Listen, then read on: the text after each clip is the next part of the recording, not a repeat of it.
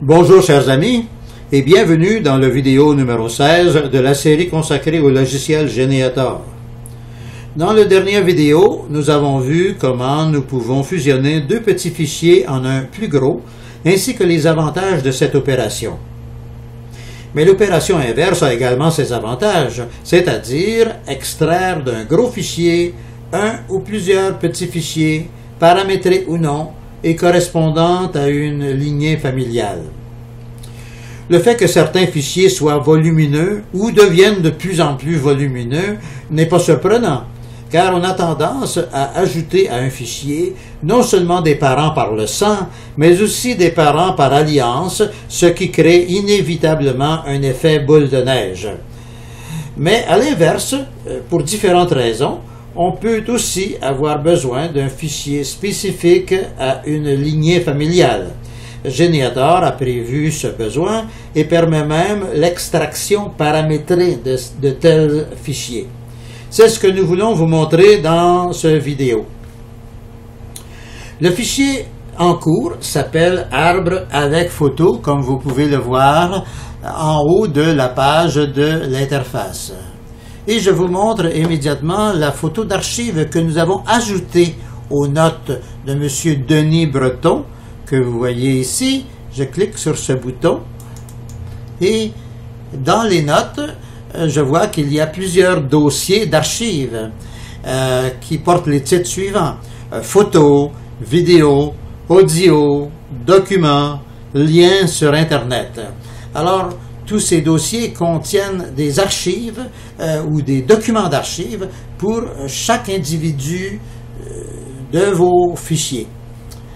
Alors, par exemple, dans le dossier documents, vous pouvez avoir des certificats de naissance ou de mariage ou des testaments ou n'importe quel document que vous désirez conserver en souvenir de ces personnes. Notez que par exemple, dans le dossier vidéo, vos petits-enfants seront très heureux de pouvoir regarder une vidéo de leurs grands-parents, par exemple, et de voir comment de quelle façon ils s'exprimaient en gestes et en paroles. Alors, ces dossiers deviennent des souvenirs très intéressants et je suis sûr que vous allez être d'accord avec moi que cette fonction constitue l'une des caractéristiques essentielles ou parmi les plus intéressantes du logiciel Geneator. Mais revenons à la photo que nous avons ajoutée d'archives pour M. Denis Breton. Je vous la montre tout de suite, c'est celle de son mariage. Alors, je vous la montre ici, mais j'y reviendrai un peu plus tard avec d'autres explications au cours de cette vidéo. Alors, je ferme les notes de M. Denis Breton et je clique sur le bouton utilitaire afin de me rendre au module 8 qui s'intitule comme suit: extraire du fichier en cours un ou plusieurs fichiers contenant chacun une lignée. Alors, je clique sur ce bouton et tout d'abord, on me donne une recommandation que je lis avec vous. Avant de choisir le type d'extraction que vous désirez, nous vous recommandons de nettoyer le fichier en cours de tous ses doublons grâce au module 7 des utilitaires. En effet, les doublons sont comme les mauvaises herbes. Elles nuisent aux récoltes. Et s'il y en a trop, vous risquez d'avoir des problèmes avec l'extraction des petits fichiers. Alors, dès que vous serez certain que tous les doublons ont été enlevés du fichier d'origine, vous pourrez, avec l'esprit tranquille, procéder à l'extraction des petits fichiers. Dans le cadre suivant, on vous avertit, comme vous voyez, avertissement ici, que lors des fusions ou des extractions, on ne peut pas vous garantir le transfert des photos, vidéos, audio, documents et liens sur Internet, c'est-à-dire des fichiers d'archives ou les médias qui ont été conservés dans les notes de chaque individu. C'est bon de le savoir, car autrement vous pourriez perdre des souvenirs qui ont pour vous une grande importance. Mais soyez sans crainte, Geniator a prévu une solution rapide et efficace pour combler cette lacune. Alors, numéro 1, ici, vous commencez par choisir comme fichier en cours le fichier dans lequel vous désirez copier ces fichiers spéciaux, ces fichiers d'archives ou ces fichiers médias.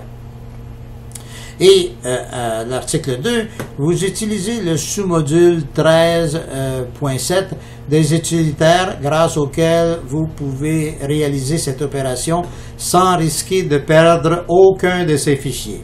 C'est donc un outil très utile et très efficace et je voulais absolument vous le montrer ici afin que vous puissiez en profiter à l'avenir si jamais vous en éprouvez le besoin.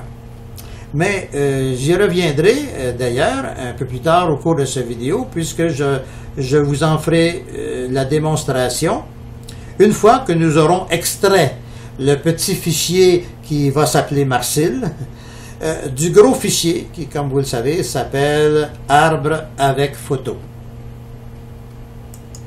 Je commence donc avec l'opération du groupe P, qui signifie groupe paramétré, et qui s'intitule comme suit « Extraction d'un seul fichier paramétré à la fois » et correspond à des critères spécifiques.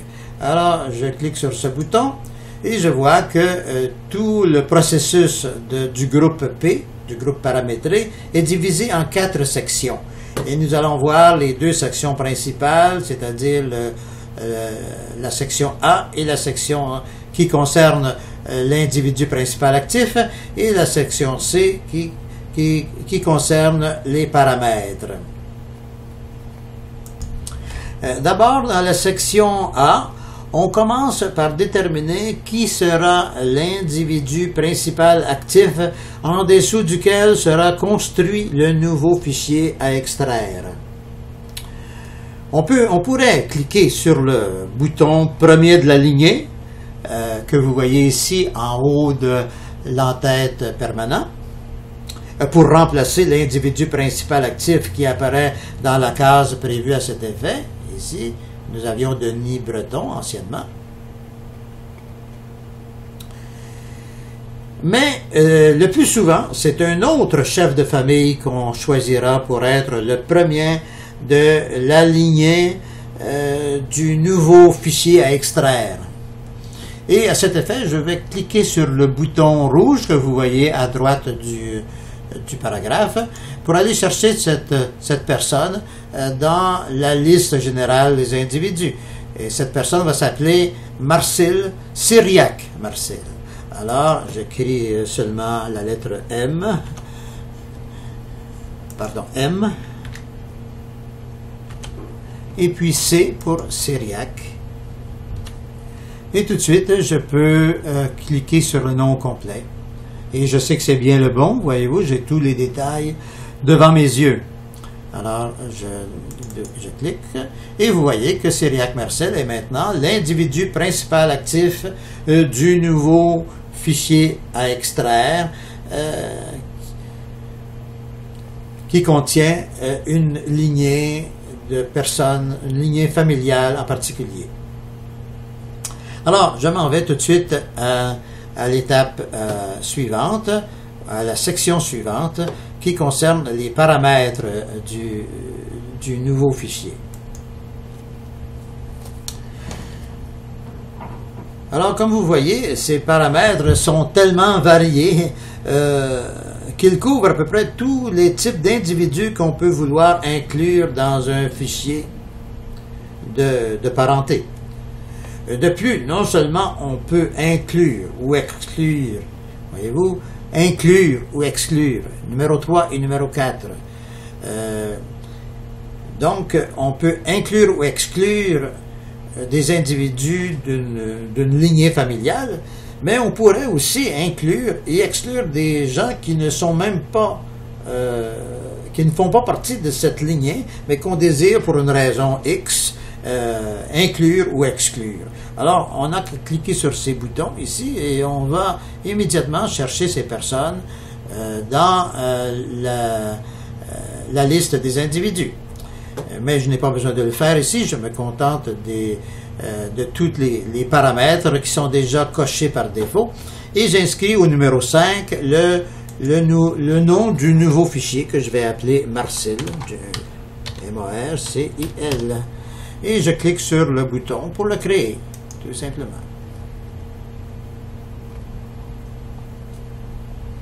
Alors, vous voyez, c'est déjà fait. Et j'ai déjà le résultat. On me dit ici que le nouveau fichier a été créé ou copié à partir du fichier en cours, c'est-à-dire du fichier d'origine, et sans modifier le fichier d'origine, qui reste exactement comme il était auparavant. C'est pourquoi on parle de copiage. C'est plus un copiage qu'un extrait, puisque tous les individus originaux restent quand même dans le fichier original. Alors, ce nouveau fichier se trouve à un endroit particulier. Il est dans un dossier qu'on appelle P, qui veut dire groupe paramétré, et groupe paramétré du fichier original arbre avec photo. Alors, on va aller voir où il se trouve. On me le dit ici. On a accès à ce fichier en cliquant sur le premier bouton vert de la page d'ouverture. Alors, nous allons retourner à la page d'ouverture. Je retourne tout d'abord à l'interface principale et je vois que maintenant j'ai Cyriac Marcil comme étant l'individu principal actif et je retourne à la page d'ouverture dans laquelle j'ai tous mes fichiers.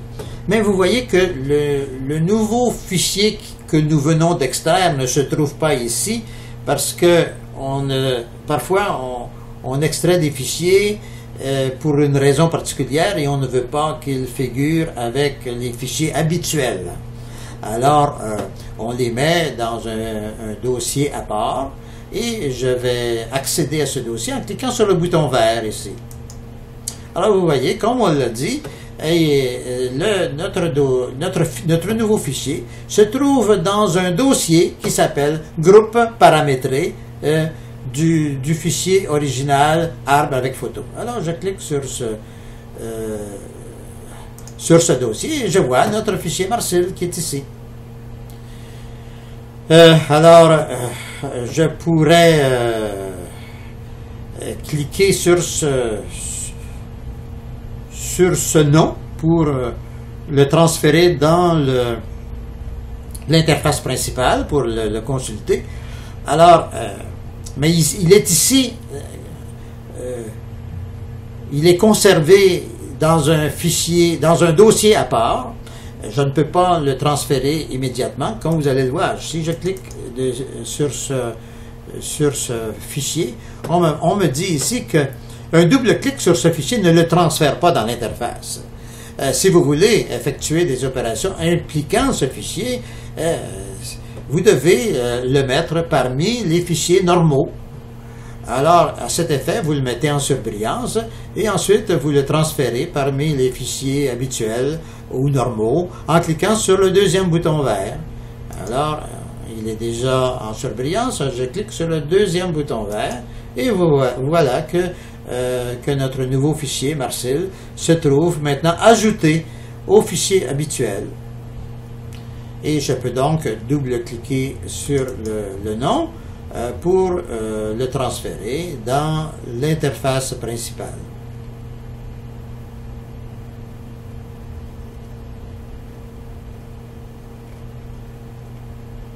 Alors, nous avons ici M. Denis Breton et nous allons aller voir si ces notes contiennent le fameux fichier d'archives que nous avons ajouté tout à l'heure. Alors, vous voyez qu'il n'est pas là. Il n'est pas là parce que il était, comme vous savez, dans le fichier d'origine, mais comme on a fait une extraction d'un nouveau fichier, eh bien, les fichiers d'archives n'ont pas été transférés automatiquement parce que à cause des dangers que cela implique. Donc, on peut utiliser notre système dont je vous ai parlé tout à l'heure pour copier les fichiers d'archives dans le nouveau fichier que nous venons d'extraire. Alors, je vais donc fermer les notes et je vais aller dans les utilitaires et dans le module 13 intitulé Préférences, options, correction et vérification. Je clique ici et au numéro 7 ici, au numéro 7, copier les photos, vidéos, documents, des notes du fichier d'origine dans les notes du nouveau fichier en cours. C'est facile à comprendre, n'est-ce pas? Alors, je clique ici et là, j'ai tout d'abord j'ai le fichier en cours qui est notre nouveau fichier Marcel et vous voyez que j'ai des cases vacantes ici. Alors, c'est que là, je vais tout simplement choisir le fichier d'origine dans lequel se trouvaient mes fameuses photos d'archives. Alors, je vais cliquer ici sur le bouton et je vais aller choisir Add avec photo, qui est mon fichier d'origine. Et vous voyez que le nom a été ajouté dans la case 1. Et dans la case 2, j'ai le dossier dans lequel j'ai toutes les photos. Alors, je clique sur ce bouton. Et voilà, toute l'opération se fait automatiquement. Voilà, c'est fait. Et pour m'en assurer, je vais cliquer sur le bouton numéro 3 ici pour voir la liste de tous les individus qui ont reçu des fichiers d'archives en provenance du fichier d'origine. Je clique sur ce bouton. Et j'obtiens cette liste qui pourrait être très longue. Il pourrait y avoir beaucoup d'individus qui ont reçu des fichiers d'archives provenant du fichier d'origine. Mais comme vous le savez, ici, il n'y avait que Denis Breton qui avait un fichier d'archives. Alors, je vais donc aller le voir pour m'en assurer. Alors ici, je vais cliquer sur Note pour Denis Breton et je clique sur le bouton Photo. Alors vous voyez que notre photo a bien été transférée ou copiée dans le nouveau fichier qui a été extrait du gros fichier d'origine. Alors c'est ce que je voulais vous montrer. La preuve étant faite, je sors des notes de M. Denis Breton et je retourne au module 8 puisqu'il y a deux sections que j'ai seulement effleurées tout à l'heure. C'est la section B ici, marquage des individus dans le fichier en cours.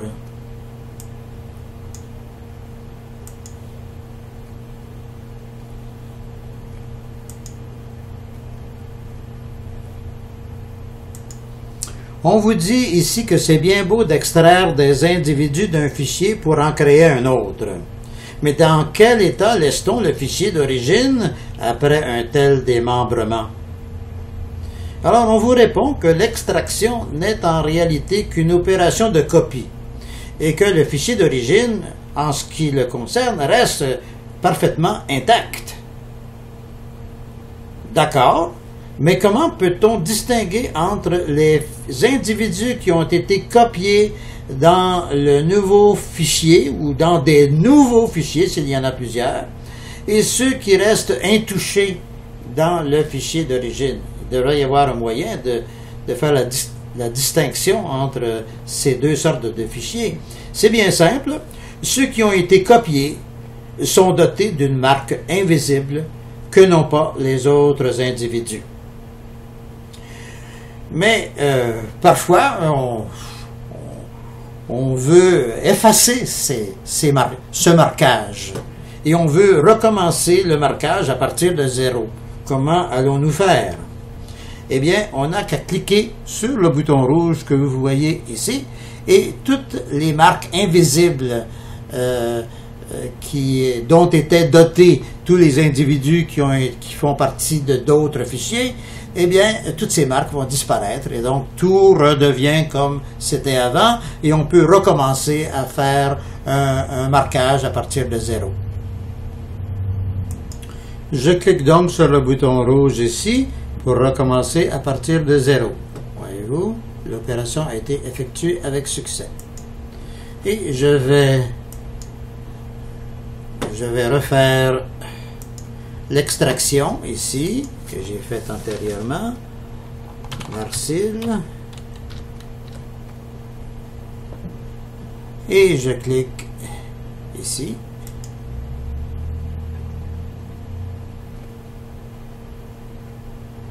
Alors, tout est fait. Voyez-vous, c'est indiqué, le fichier paramétré Marcil vient d'être créé. Donc, ce qui m'amène à vous parler du fichier résiduel. Qu'est-ce que le fichier résiduel? C'est le fichier qui contient tous les individus qui restent non marqués dans le fichier d'origine, c'est-à-dire tous les individus qui n'ont pas servi à créer d'autres fichiers à partir du fichier d'origine. Ce fichier résiduel est conservé sous le nom de A plus un chiffre, puisqu'il peut y avoir plusieurs fichiers résiduels, un après l'autre, et le nom du fichier d'origine. Et ce nouveau dossier se trouve dans le sous-dossier intitulé P plus le nom du fichier d'origine auquel on accède par le premier bouton vert de la page d'ouverture. Alors nous allons aller le voir tout de suite.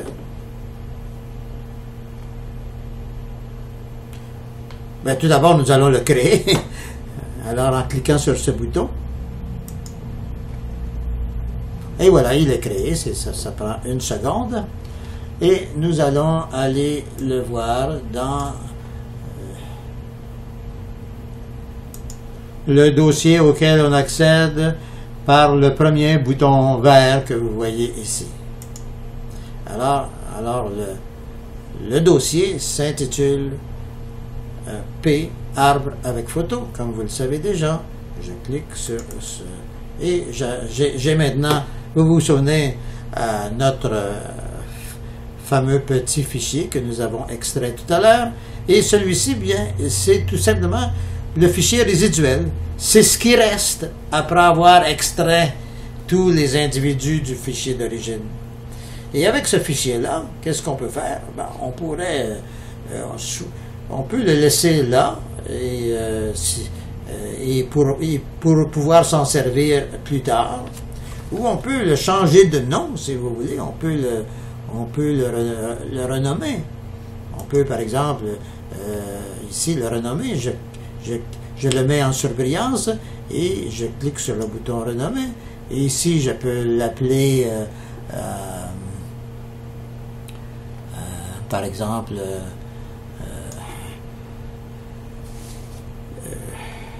fichier résiduel, si l'on peut dire. Résiduel. Alors, vous voyez, je clique ici, et voilà, le nom est changé. Alors, on peut faire ce qu'on veut avec ce fichier-là, ou on peut le supprimer carrément si on ne veut pas s'en servir. Alors, je peux le cliquer ici et le supprimer, comme ça. Alors, c'est fait. Et je pourrais aller le recréer si je voulais, c'est aussi simple que cela. Vous savez comment faire maintenant. Alors, pour savoir à quoi servent les fameux boutons verts, vous cliquez sur le point d'interrogation ici à côté. Alors, on vous donne toute l'explication. Hein? Ce premier bouton vert donne accès à des dossiers spéciaux, identifiés par les préfixes A, P et X. Ceux-ci contiennent des fichiers en réserve qu'on peut supprimer ou renommer, mais qu'on ne peut pas transférer à l'interface comme fichier en cours. Alors on les protège en quelque sorte. Mais si l'on juge approprié de les transférer parmi les fichiers habituels, il faut les mettre en surbrillance, tout simplement, et cliquer sur le deuxième bouton vert que vous avez ici à côté.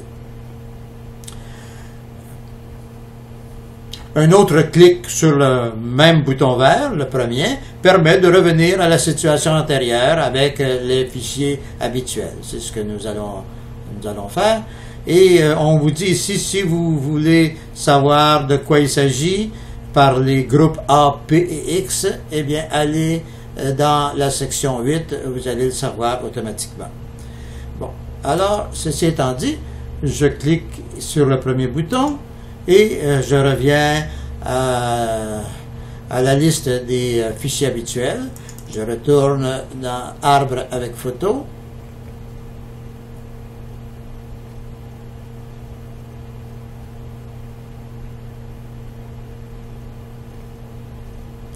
Et je clique ici sur utilitaire et je m'en vais dans le groupe 8. Et cette fois-ci, tiens, nous allons faire le groupe X. Et qui est la deuxième façon d'extraire des fichiers. Et il n'est pas très souvent utilisé parce que c'est assez... ce n'est pas très fréquent qu'on a besoin de diviser un gros fichier en une multitude de petits fichiers.